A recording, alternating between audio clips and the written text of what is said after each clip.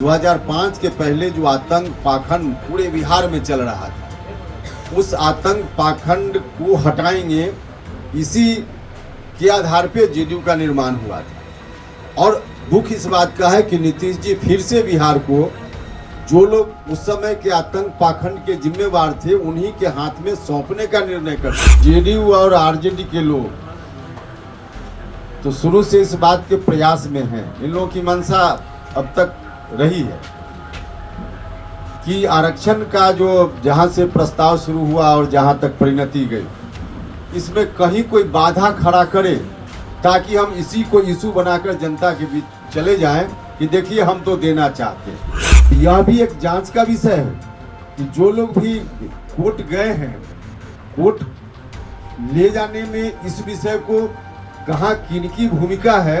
हमको तो आशंका इस बात की है कि इसके पीछे बिहार में जो सत्ताधारी दल के लोग हैं, वही लोग कहीं ना कहीं होंगे। अच्छा उपेंद्र जी, शिवानंद तिवारी ने मुख्यमंत्री नीतीश कुमार पर एक बार फिर से सवाल खड़े किए हैं। 2005 से पहले दलितों का उत्थान नहीं हुआ है। मुख्यमंत्री नीतीश कुमार ने अपने बातों को रखते हुए वेटनरी ग्राउंड में कहा था। शिवानंद तिवारी ने कहा है कि परिवर्तन जो है वो काफ़ी चिंतित है मुख्यमंत्री नीतीश कुमार में जो आजकल दिख रहा है। कैसे देखते हैं, क्या सब कुछ ठीक है या राजा जेडीयू के बीच? नहीं, देखिए, हम तो बार बार बोल रहे हैं कि जेडीयू की बुनियाद ही वही थी। जिस बात की चर्चा मुख्यमंत्री जी कर रहे थे वेटरनरी कॉलेज के मैदान में, उसी बुनियाद पर जनता दल यूनाइटेड खड़ा ही हुआ था। 2005 के पहले जो आतंक पाखंड पूरे बिहार में चल रहा था, उस आतंक पाखंड को हटाएंगे, इसी के आधार पे जेडीयू का निर्माण हुआ था। और दुख इस बात का है कि नीतीश जी फिर से बिहार को, जो लोग उस समय के आतंक पाखंड के जिम्मेवार थे, उन्हीं के हाथ में सौंपने का निर्णय कर चुके हैं। तो नीतीश जी फिर से वही बिहार को ले जाना चाह रहे हैं। यह दुख की बात है, वरना नीतीश जी कह तो ठीक ही रहे हैं कि 2005 के पहले क्या स्थिति थी। अब उसी स्थिति को नीतीश जी फिर से लाने में लग गए हैं, यह दुर्भाग्य की बात है। नीतीश कुमार में जो परिवर्तन हुआ है, कि उपेंद्र कुशवाहा जी भी चिंतित है? क्योंकि शिवानंद तिवारी कह रहे हैं कि जितने पुराने साथी हैं सब चिंतित हैं। आजकल मुख्यमंत्री नीतीश कुमार झोंक में कुछ भी कह देते हैं। देखिए, इस बात की चिंता तो मीडिया में व्यक्त करने की जरूरत नहीं है।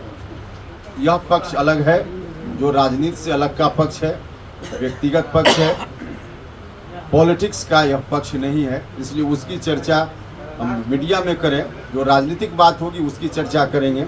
बाकी व्यक्तिगत किसी का जीवन है, उसकी चर्चा नहीं करेंगे। उपेंद्र जी, आरक्षण का दायरा जो बढ़ाया गया है उसको कोर्ट में चुनौती दी गई है। देखिए,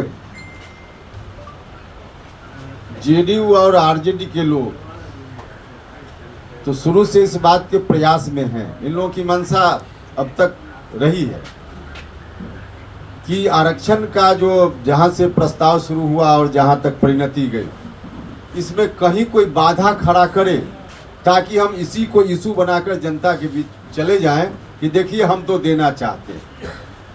अब इन लोगों को कहीं मौका नहीं मिला। सभी पार्टी के लोगों ने, भारतीय जनता पार्टी सहित विपक्ष में बड़ी पार्टी बीजेपी है हाउस में, सब लोगों ने मिलकर इसका समर्थन किया। जब बिल आया विधानसभा और विधान परिषद में, और महामहिम ने 1 मिनट देर नहीं की, तुरंत सिग्नेचर कर दिया।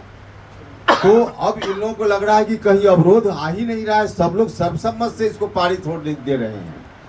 तो अवरोध नहीं आएगा तो जनता में कैसे हम जाकर कहेंगे कि हम तो करना चाहते, घड़ियाली आंसू बहाने की बात। तो इसलिए ये लोग तो चाहते ही थे कि कहीं ना कहीं कोई अवरोध पैदा करे। तो यह भी एक जांच का विषय है कि जो लोग भी कोर्ट गए हैं, कोर्ट ले जाने में इस विषय को कहाँ किनकी भूमिका है। हमको तो आशंका इस बात की है कि इसके पीछे बिहार में जो सत्ताधारी दल के लोग हैं, वही लोग कहीं ना कहीं होंगे, ताकि कोर्ट के माध्यम से अगर कोई अवरोध होगा तो बदनाम करेंगे विरोधी को। लेकिन उसके पीछे जानबूझकर इन्हीं लोगों की कोई कोशिश होगी ताकि अवरोध हो और हमको मौका मिले जनता के बीच आंदोलन करने। तो इस बात की कोशिश हो सकती है और इसकी साजिश हमको तो लगता है कि ऐसा होगा।